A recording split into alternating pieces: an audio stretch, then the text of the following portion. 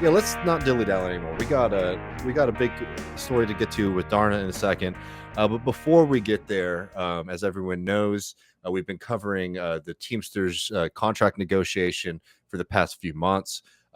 We talked about the most recent contract last week with Max Alvarez of the Real News Network and Working People's Pod, and we'll probably have a couple more things coming up this month as there are votes on the acceptance or rejection of this new contract.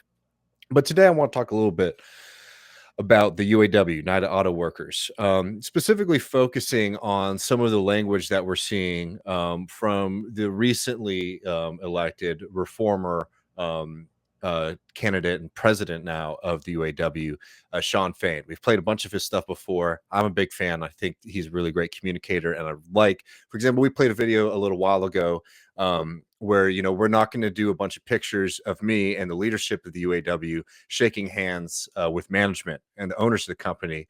And instead, they released a really great video of them shaking hands and talking to the membership, the union membership of the organization, right? And sometimes these things, if you haven't been following or if you're not really familiar with the American labor movement, might seem small and symbolic. But there has been a dramatic shift in how open and democratic that union is, the amount of say that rank and file workers have in that union. And you're starting to see it now as the UAW, just like the Teamsters were, is going into contract negotiations. And just yesterday, Shawn Fain, so typically when they do these kind of contract negotiations, the leadership of the union goes and sits down with the management team, the contract negotiating team from the company, and they deliver behind closed doors the demands of the union, right? And I'm not saying that's always necessarily like cynical or sinister, right? But it also means that a lot of times these things are being done behind closed doors. So who knows how much they are actually fighting for these things or those things, or even bringing up major issues. Shawn Fain broke from tradition here, and yesterday on Facebook had a Facebook Live where he talked about the goals of this contract negotiation. There's a great slogan that they have right now that says record profits mean record contracts, saying that, look, these companies are making a lot of money. They're doing really well. It's time for that to show in the amount of money that we're getting paid and the other concessions that we're going to get into, because we're going to be talking about a little bit more than just how much people's paychecks are at the end of the pay period, but also demands for people's right to life and freedom. But just to look at a couple of these things before we get into this clip, some of these big goals that they have in there are the elimination of wage tiers, substantial wage increases, restoration of cost of living allowance increases, which is huge, defined benefit pension for all workers, reestablishment of retiree medical benefits, the right to strike over plant closures, limits on the use of temporary workers, more paid time off, and increased benefits to current retirees. So it is a big contract. And, we'll be watching this closely and trying to support in whatever way we can as they are pushing these companies. We'll be getting to Wall Street in just a second, which is already starting to take notice. But if unless you had anything else to add, Matt, I think that's enough preamble. I wanted to go we have two segments from his conversation yesterday that I think are really, really worth highlighting. And, just to give people programmatically a little understanding, he starts out talking about this contract and the audacious goals, these demands, how well off these companies are doing, how it's time for them to show up at the table. And then he starts talking about something that I think is really, really important, which is time, particularly free time. Remember, if you are a socialist, this is one of the great demands of the socialist movement. Not only do you deserve a fair wage for your work, but you also demand the right to life, the right to be able to live, the right to be able to be something outside of what your profession is, the right to be able to spend time with your family, to spend time at home, doing what you wish. And I really like the way that Shawn talks about this. I almost wish we could play the whole thing. I had a hard time cutting this, but we'll just jump in where I was able to find a little bit to get into it. The greatest resource in this world is a human being's time, because each of us is only given a finite, precious amount. And that's what wages are all about. No matter what type of work somebody does, you're being paid for your time. And that should be the focus of everything going forward, no matter what work somebody does. So in the coming weeks, we're going to hear company executives and talking heads on television try to boil our demands down to numbers. The big question everyone's going to ask is, how much is this going to cost? But if this awful pandemic taught us anything, it's the one thing is that there's more to life than just work. It's not enough to just survive. We should all have a right to thrive. I believe all of us have a right to look back on our life and not regret spending so much of our time making hundreds of billions of dollars for greedy companies rather than spending time with our family and friends. Ultimately, that's what this contract's all about. It's about securing a higher quality of life for the working class. That brings me to the last point I want to make. So I'm just going to pause it right here because I think we have a couple things to say. Because this next point I think is important, but it's a little bit historical, and we'll get as to why it matters in a second. Well, I mean, I think framing this in this way is really great, and we'll get into some of his endorsements policy wise in a second, Matt. So don't Yeah. we don't want to spoil the big surprise at the end. But I mean, like talking about this is like, when you're talking about a wage, it's not just how much money you're working, and it's like how it's this understanding that like you are being taken, your time is being taken away from you, and it's being taken away for you in some kind of service, some kind of production, right? And like, look, this is like work is something that is important, right? Like this is, I mean, it's fundamentally important, right? It's how we eat, it's how we have clothes on our back, it's how we have housing, right? So like the idea that just because this trade is being made is not necessarily like the worst thing, but what has happened more often than not in this country particularly is, I mean, people probably heard the term before, wage slaves, right? Where you spend your entire life effectively in service of a boss, right? Because you're not being paid enough to survive and enjoy your life outside of work. And as your wages go down, maybe compared to cost of living, things like that, you are constantly in service of a boss because you are having to increase the amount of time that you were working. I mean, like, when we talk about like for things like the 40-hour work week, sometimes that can almost seem like an idealistic goal instead of something that was won 100 years ago by the labor movement, right? Because that right, those demands have been so infringed upon by modern capitalism, despite the fact that the system is more profitable than ever, right? So as workers' productivity has continued to grow, instead of people being able to work less, enjoy more of their time, and importantly, get an increase in the amount of money that's going to their pocket at the end of the pay period, people are oftentimes having to work more and are seeing their paycheck become worth less and less and less with the higher cost of goods and services and inflation and all those kind of things.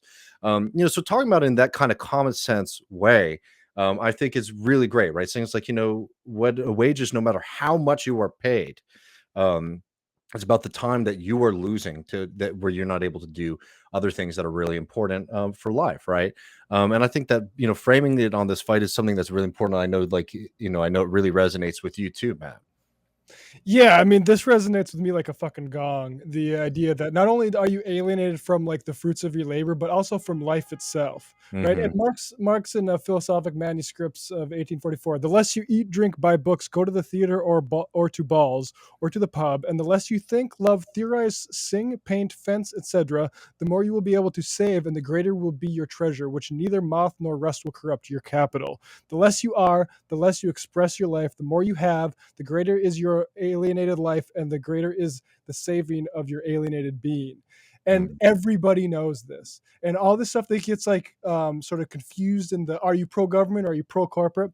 The government works for corporations to make sure that you don't realize that make sure that you continue working, you continue serving, and everything is adjusted financially by the Fed, by people like we're going to talk about Jim Cramer, just twinged at just to make sure that whip is still lashing enough to make you decide, oh yeah, I don't need to be around my family. I don't need to be Hmm. around people I like. I need to go work for my boss to make him profits. And like, I remember that there's a story in Dad's on Duty. It was during the pandemic. It was about how Hmm.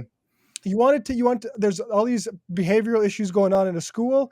Oh, some dads are going to come and be part of the students' lives. And all of a sudden things start getting better. And media had no idea how to interpret that. It's like, oh, does this mean masculinity? No, where the fuck are those dads? They're at work. That's why Hmm. they're not that's not why they're not in their family's lives. Like vast majority of time you're spending is for the boss. And I think like the pandemic maybe like gave people a little bit of notion of that, but we need to accelerate that understanding. And I mean, to hear UAW president put it like Hmm. that starkly is awesome. Well, let's get to the second bit here, where he goes on to quote a very famous unionist, Walter Reuther, something that we'll get to in a second. Jim Cramer seems to not like very much. Auto workers means for the country. I have here a copy of a transcript of Walter Reuther's speech to the platform committee of the Democrat National Convention back in 1952. And I want to quote from it because it's remarkable how Reuther's points back in 1952 remain so relevant to us It's like a UAW illicit history going on. It is, man.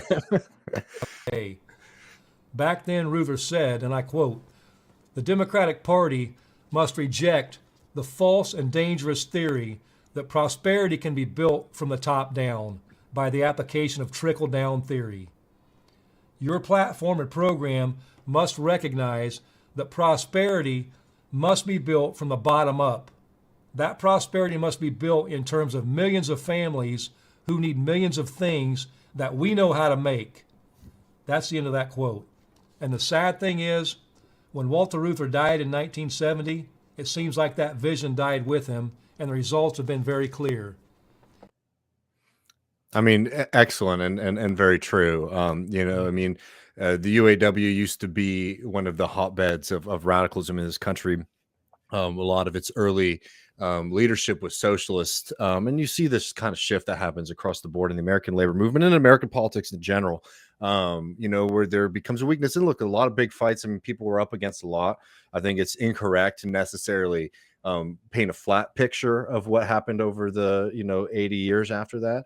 But it's very true that, like, hearing somebody like Shawn Fain talk the way that he is talking, reviving the kind of radicalism and the spirit of people from the 30s, 40s, and 50s, such a breath of fresh air. I mean, it does show that there has been an unfortunate decline. And the good news is that these things can change, and they can change rapidly, as we've been seeing with the Teamsters, and as we're seeing these openings in the UAW and across the labor movement and the working class in this country in general. It's not 100% where we need to be right now, but Lord in heaven, I mean, we are so much better off than we were 10 years ago. So, I mean, I think that Fain really represents, at least in the way that he's able to speak here, a really great way at communicating a lot of these ideas, and we're wishing them the best in their contract fight. Somebody is very nervous about this. Former Spartacist, and for people who don't know, that's like a Trotskyist organization that Jim Cramer was a part of in his youth. He saw the light of God and became a rabid capitalist. But here's him. Saw the light of Mammon, I think, is what he saw. Yeah, of Mammon. Here's him freaking out a little bit about the Teamsters and the UAW just a few days before Shawn Fain's talk. It was just a little exaggeration. How about the way that UPS stock initially went up on that deal? Yes. And then people see that maybe the Teamsters got the best of it. Although it's a good thing for the U.S. economy that there is not going to be a UPS strike. I'm so glad you mentioned that, because that was very important for the U.S. I'm sorry, just to pause it there. I love the trepidation that the guy has. Like, Yeah. the way he needs to be like, let's not lose. Like, it's good that there was a strike. Yeah, this should be. This is the lesson. Like, just give in to the union demands, and we're all fine. But like, to be like, yeah, I know what you're going to say about crushing the strike as desirable, but anyway, let's get Kramer go a little bit more. But I love like his trepidation there. It's like I'm trying to think about what I have to speak up on, like Majority Report, where I'm like, Sam, like, let's cool it a little bit. But anyway, This economy that there is not going to be a UPS strike. I'm so glad you mentioned that, because that was very important for the U.S. I do want to know whether Ford is going to talk about whether there's more of an issue with the UAW. Then Carol Tomei talked about being an issue with Teamsters. Very important to watch that, because when you look at the way GM traded, it started going down when Mary Barra, the CEO, glossed over the union issue. That's a big mistake.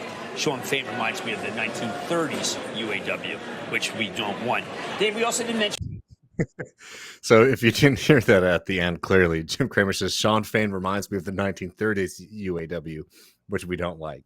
That is as good of an endorsement for a union president as you're going to get, I think. Yeah, and what a weird job that is to Oh be yeah. I don't know, like it's like the demon news, man. Like like, and how fake is that valuation? If like based on rather than anything going on in the factories, it's like the avoidance of a topic by somebody on a conference call. Like this shit like should not be at the whims of investors. Oh yeah. No, and I mean, like, it is interesting to see. I think that Wall Street is very scared, for example, about Good. what's happening with the union movement. So anyone who's trying to pour cold water on your excitement about this, just look how capitalists are responding to what's going on with the militancy in the labor movement. But so we played a little bit of Shawn Fain talking about life, and how work has encroached upon life, right? The lack of ability to go and see your kids play in Little League, to be present at family gatherings, to be a part of your family, your community, being around your friends. But here he is endorsing something that I think is incredibly encouraging to hear a major American union president talking about. So this is towards the end of his talk. He's doing like what we do on this show, a little Q&A with the audience, where they're sending in some questions, and it's a good thing to see that as well, come Yeah. from the UAW. But let's They got a Discord? yeah, maybe we'll let you in there, Matt. Yeah, let's play a couple minutes of this because it's really good here. 40-hour work weeks, 8-hour work days. I agree with you, brother, but I think we need to take it a step further. I think we should push a 32-hour work week. It's interesting to me, our leadership. When I go to Black Lake, a lot of times I'll go in the library there and read a lot of documents, a lot of the old Solidarity magazines from back in the 1930s and 40s when our union was founded. And it's interesting to me, back in those days, if you look at some of those, our leaders back then were talking about a 35 and a 32-hour work week. There are other countries in this world that work 30-hour work weeks. So I have no issue at all that we're proposing a shorter work week. We have to get back to a standard where we have quality time for our members, where these are quality of life issues. And that goes back to, again, what COVID taught all of us. It was the one thing that came out of such a horrible situation was that we value our time, and we shouldn't have to spend 7 days a week, 12 hours a day living in factories or living in our work sites. Just absolutely right. No notes needed. I mean, I think that's a perfect way to frame it, perfect way to talk about it. And it's like, yeah, there's going to be a lot of talk about numbers and things like that. But remember that, like, as he's saying too, is like understanding that not only he said that's not in that clip, but in the first one that we played, that these things aren't solely just about even just like the UAW. This is about what life is like for the working class, right? And having that understanding as well, that like there is a unity in the labor struggle, between people who are Teamsters and people who are members of the UAW. That these fights are united, because yeah, when the Teamsters do well, the UAW is set up to do well, right? And this is how you're able to sort of build off of the momentum of the class and the movement as a whole, and start demanding the things that we were demanding in the 20th century. It's sad to think that like we're having to go back, from really, really difficult times to sort of look for inspiration. But you know what? There's no better time than the present to rectify some of the mistakes of history and start to actually win those things that we thought were maybe just around the corner, or people thought were just around the corner in the 30s and 40s. Yeah, I mean his citation of history. I mean, it's like he's made in a lab to appeal to left reckoning. But it's like, but it's not formed in a lab. Like him, and same with like Bernie Sanders. They're formed in like this socialist labor movement, and it shouldn't. And this is what it looks like. And I mean, it'd be nice if, like, we have this opportunity now. There people are talking about how the independent media is changing, and I think that can be overstated, because I would say like Tucker Carlson moving from Fox News to another corporate media platform, Twitter, that's not independent media. But the internet is a massive change in how information travels and how things are propagandized. It's great that we need to fill that as much as possible with exactly this sort of thing. And because that it wasn't there in like the 2000s to like what 2016 maybe, we're all poor for that, literally. Yeah, I think so. And like this is exactly the time to be showing up for these movements. And to remember too that, like, particularly for people who consume a lot of like left or independent media, that a lot of the stuff is like for show. And a lot of these things are run as businesses. And there's a lot of nonsense out there that is just sort of pumped out, which is a shame because there's a real opportunity right now to get around the kind of corporate control of the media, the corporate control of information, to be able to reach wide audiences that you weren't able to reach in 2014, 2015, 2016, even, right? The people who were doing it were able to build up large platforms. Yeah, I'm not trying to dig on anyone, like, because they were great and stuff, but also because there was a lot less of it then. Now it's grown significantly in the past few years. So I think people who do this kind of thing have a responsibility to sort of pick these things to cover, because you can see that there are some platforms and groups out there that are a lot less interested in sort of covering what's going on in the labor fight, despite they might talk about labor in the abstract. But that's a gripe for another day. I think this is like a really, really significant talk. It's worth watching the whole thing if you'd like to. It came out yesterday. It's really, really good.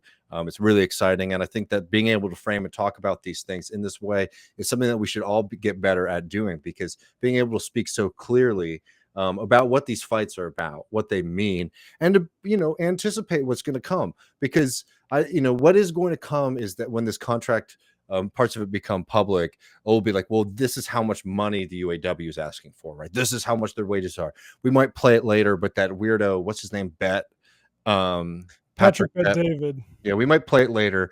Was having a conniption about the wages for UPS workers, right? Which is so absurd for a guy who, if you don't know who he is, you're better off for it. But he's one of those kind of TikTok hustlers, get your money, build a drop shipping empire. And capitalism's great, socialism's awful kind of people. But for somebody who's always telling people to like get the bag and money is great and all this kind of stuff, to get mad at the people who were doing the critical labor in our economy, be they Teamsters or be they UAW workers or workers across the spectrum, right? Getting mad that they're getting a fair wage for their work, I mean, really shows the grift of what these guys do, because they always like to talk about, oh, you know what, this is about the rewarding success and rewarding hard work. But it becomes very clear who they're talking about, because they're not talking about the hard work of the guys who are loading up the trucks of all the goods that are used and necessary in this country and delivering those things, or the hard work of those guys who are sweating, at times losing their lives and limb to build up the infrastructure, and the vehicles and the things that we need to do to literally move this country from point A to point B, right? Those guys aren't the hard workers who deserve to get their bag. It's the jackass who's sitting at the top looking at spreadsheets and deciding, oh, you know what, we're going to lose this many jobs, or we're going to throw these people out of work, or we're going to cut these contracts by this kind of much. Look, we squeezed labor this much. Give me a raise. Give me give me a nice bonus. Those are the guys that they're talking about. Passive income. I mean, let's be very clear. Patrick Bet David represents parasites on the economy.